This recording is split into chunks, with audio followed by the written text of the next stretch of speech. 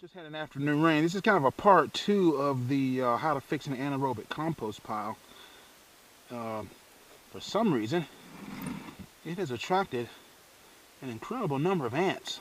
It's kind of weird, but it's just rained, and so I've just let it sit out here, and here we go with these stinking ants again.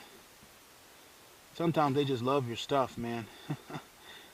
But you know, I mean, a couple of days ago, I mean, before I put it out here, I mean, it could just smell it, it just reeked. But now, it just be careful. I want to be careful. Just smells like regular old compost. And so look at there, got something sprouting there.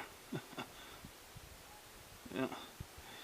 And so now this is ready to just take and just, well, I'm just going to turn it in there or here on the pile here.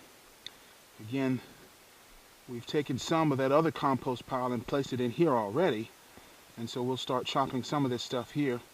You can have up here, that's all cereal rye and Elban rye. Up there, a few other of the cover crops that we've talked about, you heard me talk about before.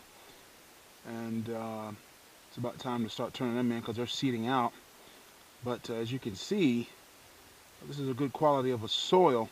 But so anyway, if you, like you say, if you want to fix an aerobic compost pile, just take it, you know, and put it, just you know, get some air in it, main thing. And then that's your best bet. And then you can just kind of start turning it in, whatnot. And then that's good. And so that's basically how, I guess this is the part two, the finishing part. And then basically what you'd want to do is we'd get our, I'm getting too old for this stuff.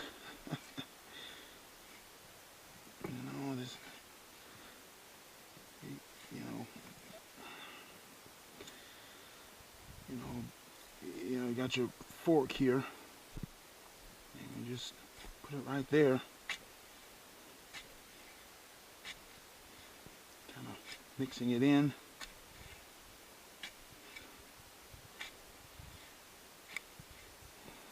Always amazed at how much it can rain, and it seems that the rain just barely penetrates the surface. I found that most of the time rainwater just a lot of the stuff that rains, it runs off. It runs off because it grows too fast for the soil to actually absorb it and all that. That's why I prefer the drip irrigation. So as you can see, you know, this is a very sandy topsoil that I bought, and there's a lot of root matter in here, and now we're adding compost on top of that. And then we'll be adding this, all the rye and green manure that we grew. Plus we'll be running this through the lawnmower. We'll be incorporating all that in. And that'll be a nice potting mix. And just to show you what this mix looks like when I finally get it ready, we'll come over here to some of our tomatoes here. Okay. That's kind of what it looks like.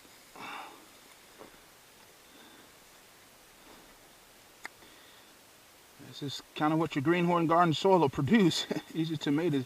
This one is obviously the stronger plant. Had a little bit of a rain, so I'm going to put some. I'm going to put a little bit of super sauce on here. Fungicide. Just, you know. This mix is the topsoil there, plus the leaf mold, and a little bit of the soil in another raised bed that I had on the southern part of the property here. The one that had a little bit more of the older mix in it is a little bit stronger plant than this one, but they're both quite vibrant. These were both transplanted at the same time, so I've had good luck with this particular topsoil mix. Like I say, I love growing the soil and that kind of thing. And but my back is getting weaker and I'm getting older and it's getting a little bit too hard for me to do this kind of work, so I'm having to really rethink some things. But anyway, I'm just this one video is supposed to be about just fixing the soil here with the anaerobic compost, and it turns up into this whole just keep talking, you know. I guess I'm passionate about this stuff, you know. But and see this, and like I say, this will go here, and I got plenty more coffee grounds, things like that. And this is good stuff. This is good stuff.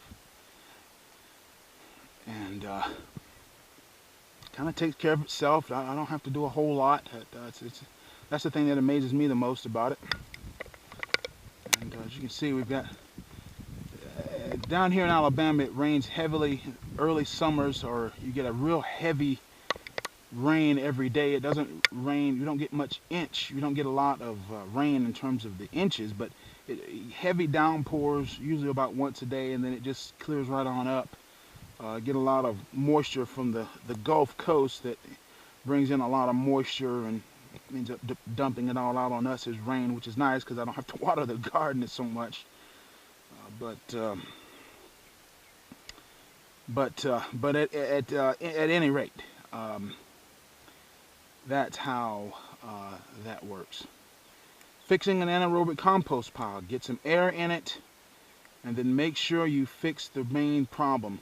There was just not enough air in that container there. We either need to turn it more often, put bigger holes in it, you know.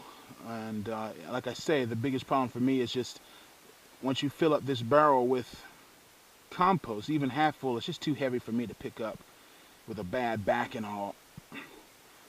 So that's one of the reasons why I think of, in terms of systems, I've always had better luck just putting the compost, even if it's half finished, just directly out here and just let it compost on me. Get some worms, and then they just seem to do just fine. So that's how you fix an anaerobic compost pile. Part 2. See you guys.